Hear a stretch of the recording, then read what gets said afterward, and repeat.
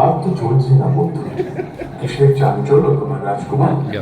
কেমন করে বলবো? কিসের চাঞ্চল্য বলো দেখি? ওই হাসির তলে বসন্তে তারা ঝাঁকিয়ে ঝাঁকিয়ে চলেছে হিমালয়ের দিকে। সেখানে যে ওদের বাসা। বাসা যদি তবে ছেড়ে আসে কেন? না, উড়বার আনন্দ, অকারণ আনন্দ। তুমি উঠতে চাও? চাই বই কি? বুঝতেই পারিনি তোমার কথা। তুমি বুঝতে পারবে না। বুঝতে পারবে না? রাজপুত্র, তুমি কি সব বাজে কথা বলছো? মনের আসল কথাটা লুকিয়েছো।